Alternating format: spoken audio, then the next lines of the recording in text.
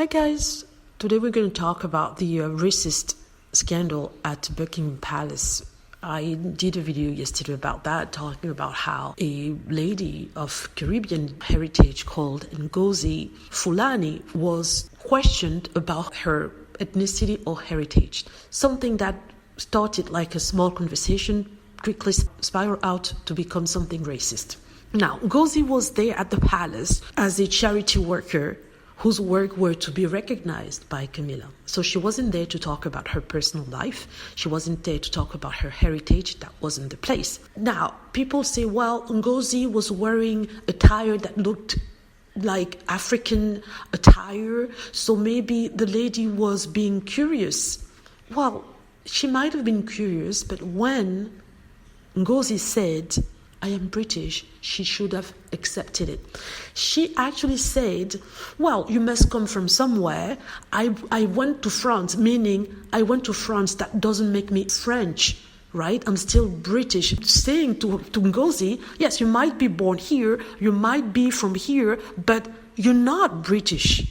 She said that, yes, I traveled to France, so I live in France, meaning I went to France, but that doesn't make me a French person. But Ngozi was born in England. She's from England. And at one point, that lady said, but where are your people from? Ngozi said, I don't know. She's Caribbean. She didn't trace her family back to Africa. Or if she did, she's not sure for certain. And she made it clear to that person. But that person wouldn't want to take it. And she said, what's your nationality?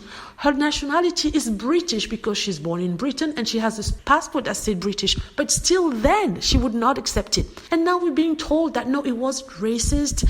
And also they're blaming now Ngozi, saying that she had an agenda all along because she made some comments about Meghan Markle being subject to some form of domestic violence when she said she was subject to racism when she was in the royal family. Because of this, because she understood where Meghan Markle came from. Now she's being victimized again by people who can't understand that it's not okay, first of all, to touch someone without asking permission, and secondly, to drill someone with questions on their ethnicity. If a black person tells you, I am from this place, accept it and leave it at that. Don't go all full in trying to know where she's from. She doesn't want to talk about it. Even if she talks about it with another person, wrote about her ethnicity, her African, link, it doesn't make it right that woman to want to extract that information from her. Maybe she wasn't there to talk about her ethnicity. Maybe she wasn't comfortable talking about her African lineage at that point in time with that woman, with the way it's been asked. And Ngozi has even given cues to that lady to stop, asking her, lady, what is this? To say, but where are you going? Do you ask me those questions? I already told you, I am British, right? I am British. I'm here to be recognized for my work in the British society. You have to accept it as it is. I am British. I may be black. I may have ancestry in Africa and be a Caribbean descent, but I am British. But still, that woman sent her back to her Caribbean roots, meaning, oh yes, you live here, but you're not from here. You're not from here. You're not going to be accepted as British. So if some people have a hard time understanding why black people are upset, feel insulted by that, and kind of violated because she touched Ngozi without asking, touching her hair, pushing the hair aside to check the name. Who does that? Why didn't you just ask, what's your name?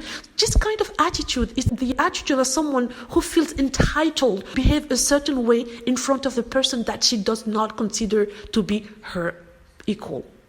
Because you would not go to a person that you respect, that you consider your equal, that you have never seen in your life, never met, and touch her hair, not to say, oh, it's pretty, which in itself is not acceptable either, but just to look at the name. Why did you not ask for the name? Because she thinks she can do that. This is just a black person, right? It's something that we do. I don't have to ask her for permission to touch her.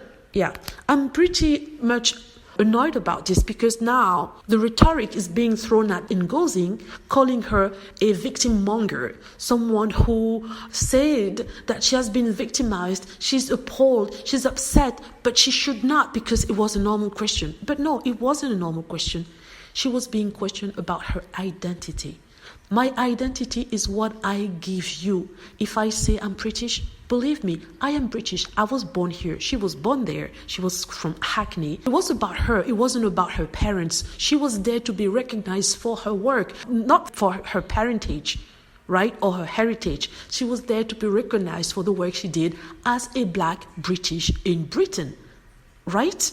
So how come we now there gaslighting people, saying that no, that poor woman, she's 83, she's from another generation. And by the way, that Ngozi person is very suspicious because she supported Meghan Markle. And on top of that, on other blogs, she talked about her African lineage and she didn't have any problem with that. It doesn't matter whether I spoke with someone in junior high about how I love Africa or with other people in the street about my African lineage. When I am in that particular situation at Buckingham, I'm being asked, where do you come from? And I say, I come from London because I was born there. It should have stopped there. It should not have gone into, but yes, but where are your people from? We don't know. But yes, but you must know, right? You must know. It's so offensive. The person is of Caribbean descent and she said, I don't know where my ancestry are from. You should have stopped there. It's very painful to remind people of the loss, right?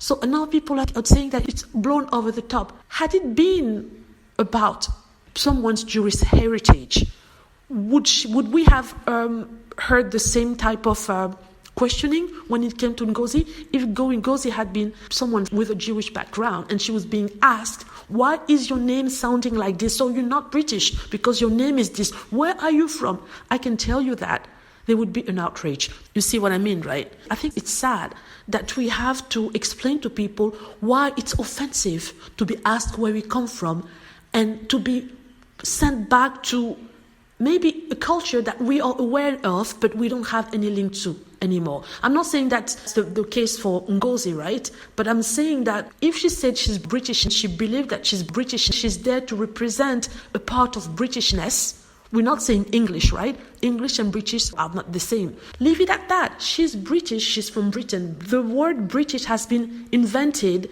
for a reason because it encompasses every type of ethnicity, diversity, or diverse people that are in Britain. Okay, so let me know what you think. Hope you like the video. Feel free to click on like if it's the case. Subscribe for more videos and click on the notification bell to be notified when I post a new video. Thank you.